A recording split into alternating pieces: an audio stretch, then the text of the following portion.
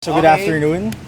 This afternoon at 2 p.m., preliminary investigation was conducted for 6 cases related to the flood control anomalies.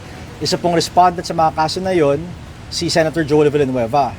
And Senator Joel Villanueva filed a motion for extension asking and requesting the panel of prosecutors to be given until January 26 to file his counter affidavit, which the panel of prosecutors granted. And so hanggang 26 po, meron siyang pagkakataon magsampa na kanyang kontra sa Laysay.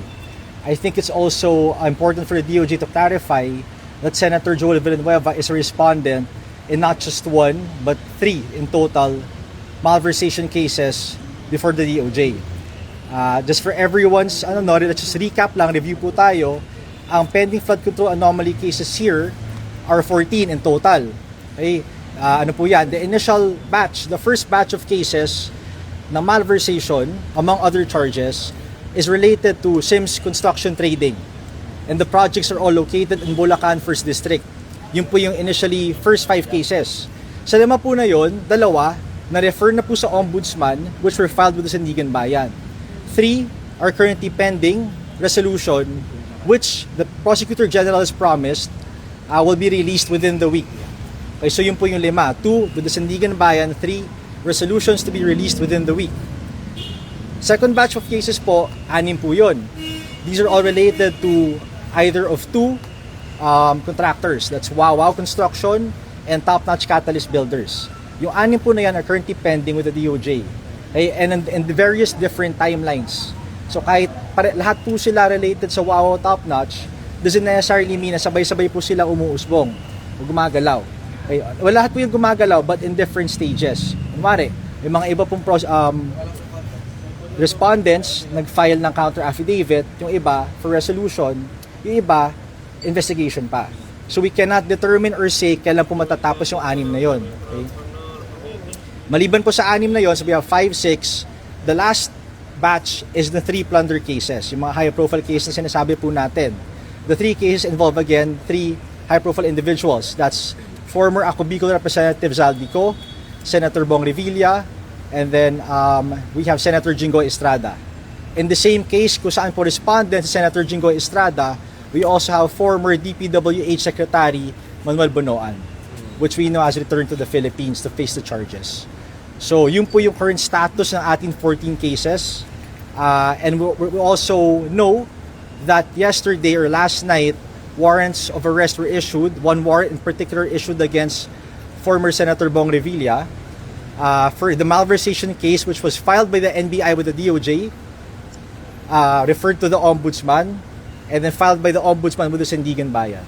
So yun po yung status, just so everyone's kept abreast with the current status of these cases. Yung ngayon, yung preliminary investigation, kasama doon sa na-mention nyo na 16 na flood control cases or additional pa yun? 14 po in total, 14. No? 1-4. Kasama po siya dun sa second batch na 6. Okay, so Senator Joel Senator Joel in the second batch of 6 cases. Alam ko po marami kasing numero, no? But in the second batch of 6 cases, 3 po doon respondent si Senator Joel. He appeared today before 1 case sa 3 sangkot siya. Ayun yung nag-file na siya ng counter. Yung nag-file po siyang counter is 1 out of the 3. Okay. Tapos yung pinuntahan po, yung PI po dapat today is the 1 out of the other 3. Pareho po yun. Yun yung nag-ask na siya for extension. Yes po. Hindi na po siya lumitaw today. The extension was granted until 26. January 26. From what we understand, parang at least 20 yung nakapangalan doon sa nirelease nyo kanina sa preliminary investigation. Kasama din yung ibang mga House lawmakers or at least 1. May ilan po ba ng mga lawmakers na pupunta dito kanina? What did they say? None that I know of po, sir, no? Okay. No. We gave the list to the media. Kasama po doon again, DPWH Engineer Henry Alcantara, among others. Marami po kasi yun so we cannot, again, the difficulty is knowing kung saan po sangkot lahat kasi there's so many cases. Pero sir, dun sa list, may mga Villanueva na pangalan. Yep. Are they related to Senator Joel? Hindi po. No, this is subject to the panel of prosecutors. But as far as I know, hindi po sila related. Ano po yan? These are either DPWH engineers, officials, contractors. What are the biggest challenges right now doon pagdating sa pag-gather ng evidence dito sa maraming mga cases na ito, and ano po ba yung assurance natin na as much as possible unhampered yung pagbulong ng investigation? Magtiwala po tayo sa ating mga taga-usig, sa ating mga prosecutors. No, there's a process we have to stick with. Yung mga challenges po, wala naman pong unique to the challenges in these cases that we did not experience in the previous cases related to flood control. Pare-pareho lang po yan. Again, syempre, magkakaiba po yung proyekto per case. Kaya po 14, that refers, no, not 14, that's minus 3, no, 11. Diba?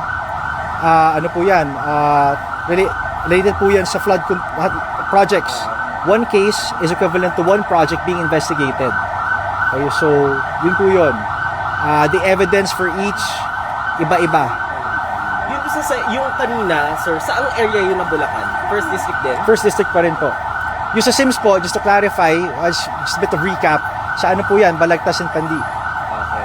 Sir, si Bryce, since na-arresto na siya, may lawyer ba nagpunta rito to ask also for extension na makapag-file siya ng counter? Since basis siya kasi doon sa, di ba, binalik siya sa Sandigan Bayan today.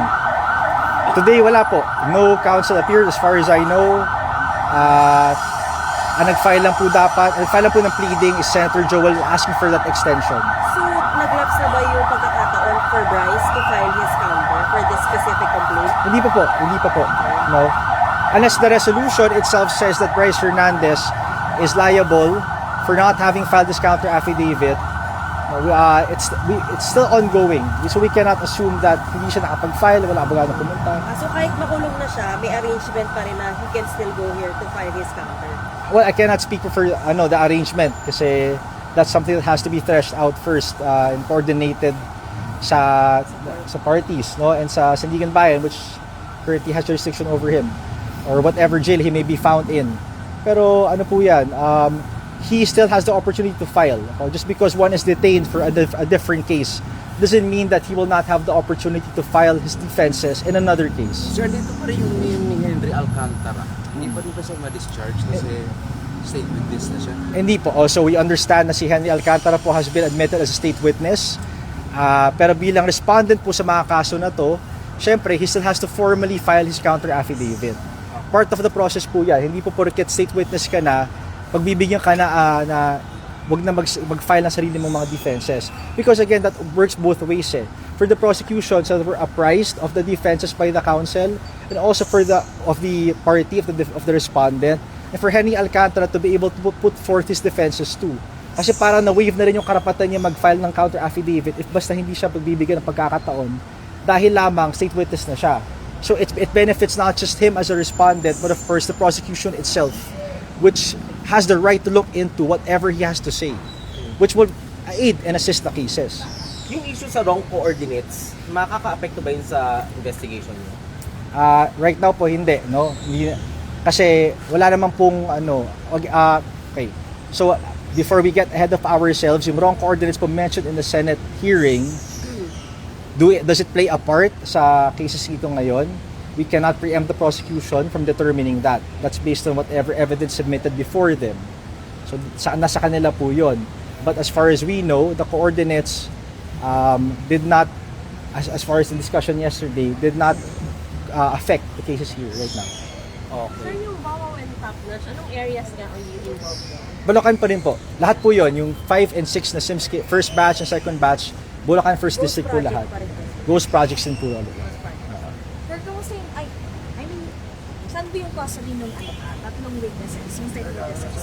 Kasi yung kay Alcantara, magre-request tayo sa Senate. Kamusta po yung tatlo? Sa kamera na Yung tatlong, Yung kay Sally Santos, kay Bernardo, tapos kay Apollo. well, hindi man po sila ngayon eh. As far as we know, they can be granted protective custody by the WPP. Okay? Hindi pa po napapag-usapan kung saan sila i-house. Okay? Now, so right now, they're at liberty to roam and to travel wherever they want. Diba? But of course, yung movement nila is strictly monitored by the WPP dahil kailangan po nila humarap eh. Diba? Kailangan po nila humarap bilang state witness eventually once trial commences. Sir, since si Secretary Bonoan nakabalik na sa Pilipinas, what if he requests again na go back to the US because yun nga, ooperahan yung asawa niya. Will there be a move to formally stop him or isasabay ba yun kapag formally pinailan na siya? What we know po is what's different now compared sa time na nagpaalam siya para pumunta ng States for his wife's medical condition, ay may kaso na po talaga na sampa ngayon against him. That's the plunder case kung kasama po si Senator Jinggoy Estrada. So because the circumstances are different, ngayon may nakasampa ng kaso, the DOJ will ensure that he will have to answer those charges before the prosecution, before the prosecutors. So nanatili po yung ILBO na sinasabi natin. As for a whole departure order, medyo premature pa po yan kasi huwes na po makakapag-issue ng whole departure eh. So hanggat di pa po nasasampa sa korte, wala pa pong HDO na may issue o ma-applyan. Pero alam po natin ngayon na since may kaso na siya, na plunder among other charges, then mas strict na po ang pag-monitor ng galaw niya at hindi na po siya basta-basta lang makakapag-exit ng bansa. Can we say pwede mas mahirap? Mas mahirap yung pag-alis niya ng bansa? Opo, yeah, we could say that. Yes, yes. Ganito po yan, no? Dati po kasi may ILBO.